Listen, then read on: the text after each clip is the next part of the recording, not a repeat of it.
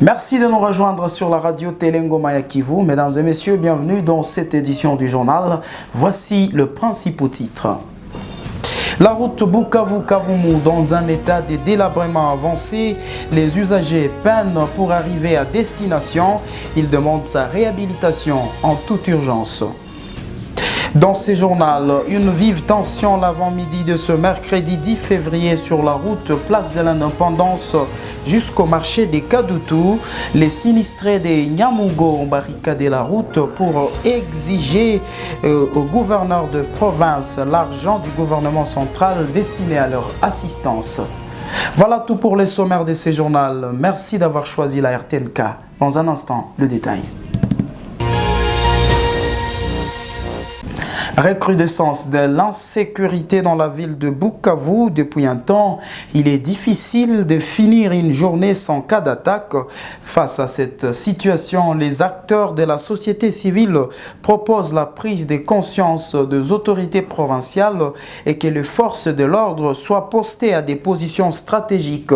C'est ce que pense Nicolas Kalangaliloa, coordonnateur provincial de la dynamique communautaire de la cohésion sociale et le développement. Il a dit dans une interview à la radio Telengoma Kivu, Nicolas Kalangaliloa demande à la population de dénoncer tout cas suspect. On l'écoute. En ce qui est de l'insécurité dans la ville de Bukavu, en particulier, et en général dans la province de Sud Kivu, il s'est de noter ces derniers temps, cette insécurité semble prendre une ampleur non encore observé depuis un temps. Il y a des braquages, des vols à plein jour, d'une façon très organisée, et l'on comprend qu'il s'agit des crimes organisés, des crimes en milieu urbain.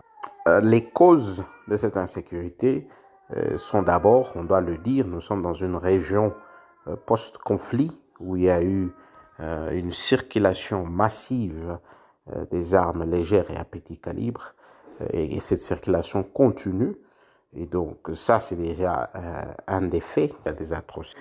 Quelles seraient les pistes de solution? Pour sortir de ce marasme, il faut d'abord que les autorités prennent conscience de l'ampleur de la chose. Je comprends que beaucoup de nos autorités, ils ont des policiers à leur garde, et donc ils ne sont pas aussi exposés et en danger que le commun des citoyens, et donc c'est peut-être la raison pour laquelle ils ne sont pas conscients de ce danger. Donc nous pensons qu'ils doivent être conscients de ce danger, qu'il faut aussi qu'ils prennent des mécanismes clairs, chiffrés, vérifiables, mesurables contre cette insécurité. Comme annoncé au sommaire, une vive tension a été observée l'avant-midi de ce mercredi 10 février sur la route Place de l'Indépendance jusqu'au marché central de Kadutu. À la base, le sinistré des Nyamugo ont barricadé la route pour exiger que le gouverneur de province Théongwabidje Kassi leur donne l'argent leur destiné comme assistance par le gouvernement central. Reportage Ghislain Watongoka.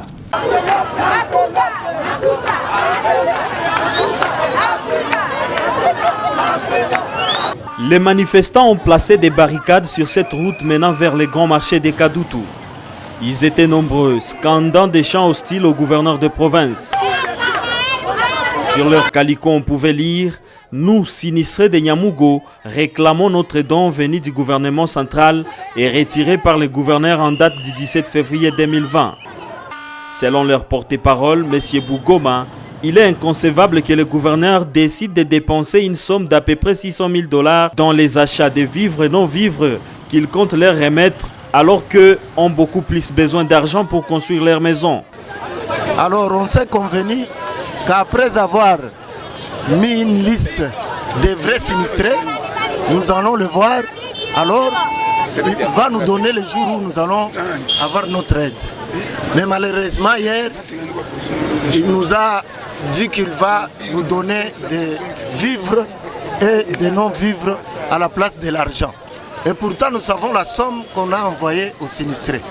c'est 1 milliard 224 740 000 francs congolais, à peu près 600 000 $. Alors nous on savait qu'il va nous donner cet argent pour qu'on puisse terminer les travaux qu'on a commencés parce que...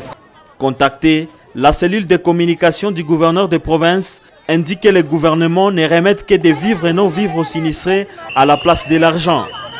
Désiré Kiakwima dénonce une manipulation dans cette affaire. Pour rappel, le 10 septembre 2019, plusieurs maisons étaient consignées à Nyamougo, causant ainsi plusieurs dégâts matériels.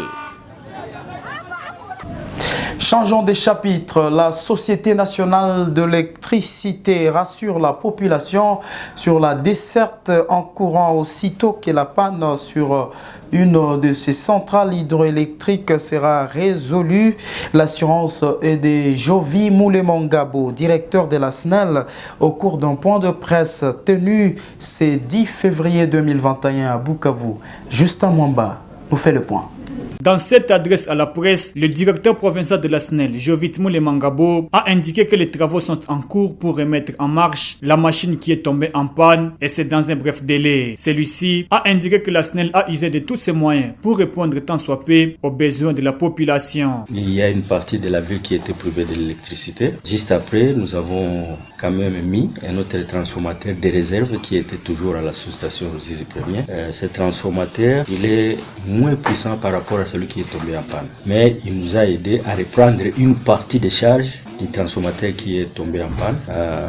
Et puis, il y a aussi deux autres transformateurs qui ont repris d'autres charges. Un transformateur de même puissance qui se trouve toujours à la sous-station Ruzizi Premier, qui a pris une partie des abonnés qui se trouvent dans le centre-ville. Et l'autre charge a été balancée sur les transformateurs d'IMVA de la sous-station Bralima. Là, nous avons repris toute la colline qui alimente l'ISDER, l'ISTEM, l'ITFM, le lycée Ouima. Il y a une partie communément appelée coopérative. Oui. Dans son message, il a appelé les habitants à accueillir à bras ouverts le système Cash Power, car avantageux pour plusieurs. Le système de comptage après paiement demande à ce que les clients lui-même commencent à contrôler sa gestion. Raison pour laquelle nous conseillons prodiguer quelques conseils. Et parmi ces conseils, pour économiser donc l'argent, il faut utiliser les ampoules non utiles. Qu'est-ce que j'ai dit? Pour économiser votre argent, il faut éteindre toutes les ampoules non utiles pendant la journée et la nuit dans les pièces non occupées.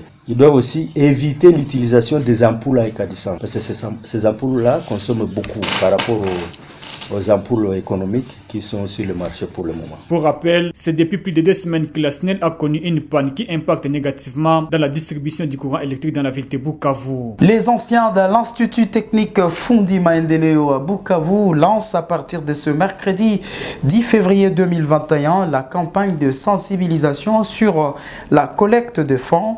Objectif, construire un mur de soutènement à l'ITFAM et planter des arbres pour protéger l'Institut technique Fundi Maendeleo de l'érosion qui le menace. L'ingénieur Pita Chishugi, parmi les anciens élèves de l'ITFAM Bukavu, lance un cri d'alarme aux personnes de bonne volonté afin de contribuer à sauver l'ITFAM Bukavu. On l'écoute au micro de Emmanuel Mouroula. Et la contribution elle est vraiment simple. Nous avons déjà 2 points fixes. Le premier point se trouve à l'ITFM Bukavu, à un atelier mécanique. Il y a le professeur Emmanuel Kazingouf qui s'en charge. Il a un carnet des reçus pour la perception. Toute personne de bonne volonté, ancien comme ami à l'ITFM, comme parent qui passe, il lui dépose une somme. Bon, on limitait les anciens à la somme minimale de $5. Toute personne donc qui passe par là, il donne cet argent au professeur Kazingoufou, il lui donne un reçu. Le second point, ça se trouve au niveau de la radio Maendeleo, auprès de monsieur Barton Poussime. Il est là, technicien de la radio Maendeleo, ancien de l'ITFM. Et lui également, si quelqu'un il passe par là, il pourra le voir et il lui donne un reçu au dépôt de sa modeste contribution. Voilà donc. L'Université catholique de Bukavu vient de lancer officiellement l'enseignement en ligne pour l'année académique 2020-2021 via sa plateforme électronique Modol, le tout dans l'objectif de ne pas perdre l'année académique en cours malgré la pandémie à coronavirus. Reportage Henriette Bachi à Chizakatera. Cet enseignement sera adapté aux modalités électroniques et académiques caractérisées par une interaction entre étudiants et professeurs, malgré son caractéristique d'être en ligne. Selon le professeur Wenceslas Boussane, vice-recteur aux affaires académiques, la procédure consiste par le fait que les enseignants donnent le note, après étude par étudiant, suivront les explications, les travaux pratiques et autres exercices seront donnés aux étudiants pour l'efficacité des études. Il a toutefois indiqué que c'est la meilleure façon de ne pas rater l'année académique en cours, malgré toutes les difficultés rencontrées. À partir du 15 février 2021, nous démarrons les enseignements en ligne avec les promotions montantes les premières années, devant encore attendre le temps que nous ayons suffisamment eu le temps de les accompagner, de les initier à cette nouvelle façon de faire. Maintenant, en fait, que nous n'avons pas de perspective claire du moment de la reprise, nous nous sommes dit que il est bon de gagner ce temps ici. Des cours vont être dispensés, des travaux vont être réalisés, des évaluations vont être également réalisées, une manière de nous occuper utilement. Comme on l'a fait l'année passée, on a trouvé que ça avait eu du succès. Et donc, un cours qui aurait des problèmes en ligne pourra être encore récupéré dans une certaine proportion afin que l'on puisse favoriser l'assimilation. Notez que ces enseignements démarrent le 15 février 2021 et concernent les promotions montantes en premier lieu. Comme annoncé au sommaire, la route Bukavu-Kavumu dans un état de délabrement avancé. Les usagers peinent pour arriver à destination. Ils demandent sa réhabilitation en toute urgence. Un constat fait ce mercredi 10 février 2021 par la radio-télé Ngoma ya Kivu. Reportage.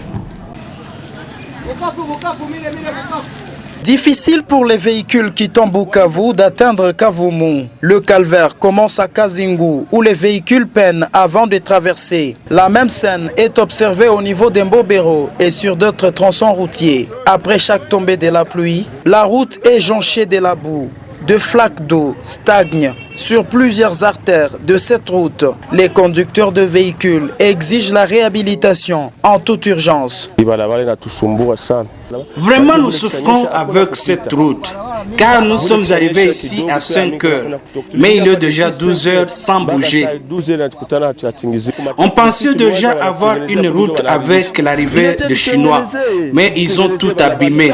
Nous disons aux autorités de construire la route, car il ne manque pas de moyens, mais juste la volonté de le faire. Nous sommes étonnés avec cette route. Quand les Chinois ont réhabilité, elle était dans un bon état. Mais quand il pleut, c'est tout un problème. L'essentiel est de la construire, car ils ont déjà cette idée. Ils étaient déjà au niveau de Kazingo. Et pourquoi ils ne peuvent pas arriver chez Amsar? Les embouteillages monstres sont occasionnés par l'impraticabilité de la route. Les conducteurs font plusieurs heures avant d'atteindre le centre de Kavumu. Un communiqué avant la fin de ce journal, message de soutien à l'honorable Georges Moussongela Moutambala, député provincial élu de la ville de Bukavu. Nous, jeunes Bembe, regroupés au sein d'une structure dénommée les regroupements de jeunes Bembe en sigle RGB ASBEL, avons suivi au travers le média, les réseaux sociaux, certaines accusations gratuites proférées à notre élu de la ville de Bukavu en la personne de l'honorable député provincial Georges Moussongela. La population de Bukavu et celle du Sud Kivu retiendront que depuis son élection comme député provincial, ce digne fils du Sud Kivu n'a cessé de défendre à l'hémicycle les intérêts du peuple en dénonçant l'insécurité et la spoliation des parcelles de l'État dans la ville de Bukavu comme son cheval de bataille. Nous nous félicitons de ces choix portés sur vous un homme compétent, dynamique et disponible. Monsieur l'honorable député Georges Moussongela, nous soutenons vos démarches citoyennes sur le détournement de la somme en faveur des sinistrés de la ville de Bukavu et ceux du territoire de Mwenga, la réhabilitation de la route Place Moulamba frontière aux Zizi 1er, la surfacturation et le détournement du projet de la construction de la route Major Vangou Giamba, etc.